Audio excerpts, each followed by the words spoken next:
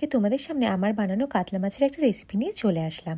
কাতলা মাছগুলোকে ভালো করে ধুয়ে নিয়ে নুন আর হলুদ মিক্সড করে রেখে দিলাম। তারপরে আলু, পেঁয়াজ, টমেটো আর লঙ্কা কুচি করে রাখলাম আমি, এবং গ্যাস চালিয়ে কড়ার মধ্যে তেল গরম করে এক এক করে আলুগুলোকে হালকা ভেজে নিলাম। তারপর আলু ভাজা হয়ে যাওয়ার পরে মাছগুলো এক এক করে ভেজে নিলাম। ভালো করে মাছগুলো ভাজা হয়ে যাওয়ার পরে তেলের মধ্যে এক এক করে তেজপাতা, দারচিনি, লবঙ্গ এবং গোটা জিরে দিয়ে দিলাম। ঠিক তারপর এই কেটে রাখা পেঁয়াজগুলো কড়ার মধ্যে দিয়ে দিলাম।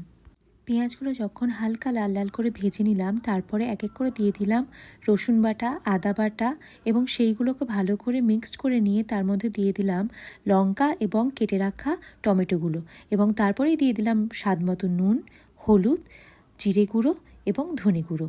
ভাজা মশলা থেকে যখন হালকা হালকা তেল বেরোতে শুরু করবে, তখন তার মধ্যে ভেজে রাখা আলুগুলো আমি দিয়ে দিলাম এবং ভালো করে নাড়াচাড়া করে আলুগুলো কষিয়ে নেব। এবং আলুগুলো যখন ভালোভাবে কষে যাবে, তার মধ্যে জল অ্যাড করে দেবো। এরপর ভেজে রাখা মাছগুলো এক এক করে ঝোলের মধ্যে অ্যাড করে দেবো এবং কিছুক্ষণ পর গ্যাসটা অফ করে দেবো।